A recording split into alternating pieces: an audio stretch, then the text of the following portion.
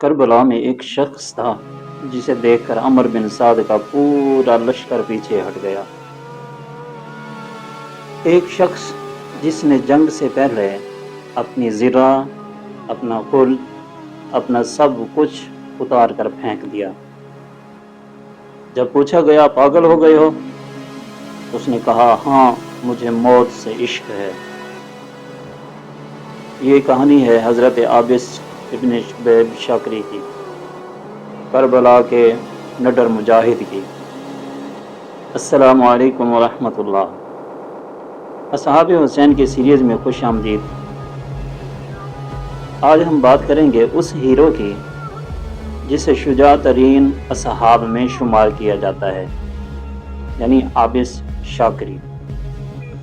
یہ حبیب بن مظاہر کے خاص ساتھی تھے۔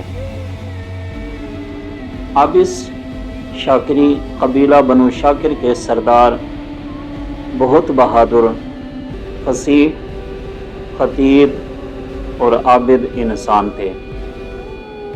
کوفہ میں رہتے تھے۔ جب مسلم بن عقیل رضی اللہ عنہ کوفہ آئے تو سب سے پہلے بیعت کرنے والوں میں عابس اور حبیب شامل تھے۔ جب مسلم شہید ہوئے تو عابس چھپ کر نکلے اور سیدھا کربلا پہنچے۔ حبیب کے ساتھ مل کر امام حسین رضی اللہ عنہ کا ساتھ دیا۔ یہ کوفہ کے ان چند لوگوں میں سے تھے جو وعدہ نبھانے آئے تھے۔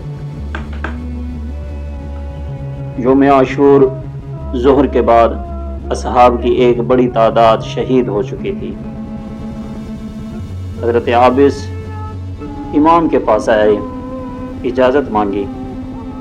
امام نے اجازت دے دی۔ عابس میدان میں آئے۔ انہوں نے ایک عجیب کام کیا۔ انہوں نے اپنی خود اتار کر پھینک دیا، اپنی زرہ اتار دی۔ لوگ حیران رہ گئے۔ دشمن کے لشکر نے کہا کیا تم پاگل ہو گئے ہو عابس؟ عابس نے جواب دیا ہاں، امام حسین کی محبت میں پاگل ہو گیا ہوں، مجھے موت سے عشق ہے، جنت کو اپنی آنکھوں سے دیکھ رہا ہوں۔ پھر وہ ننگے سر بغیر زرہ کے دشمن کے لشکر پر ٹوٹ پڑے۔ روایت میں ہے جہاں سے عابس گزرتے لاشیں بچھتی جاتی، پورا لشکر ان سے ڈر کر پیچھے ہٹ گیا۔ عمر بن سعد چلایا کہ اسے گھیر لو، اکیلے کوئی اس کا سامنا نہ کرے۔ پھر چاروں طرف سے پتھر برسائے گئے، تیروں کی بارش ہوئی۔ عابس زخمی ہو کر گرے اور شہید ہو گئے۔ یہ تھی وفا کی انتہا۔ یہاں ایک اور خوبصورت واقعہ ہے۔ عابس کے ساتھ ان کا غلام اور ساتھی شوذب بھی تھا۔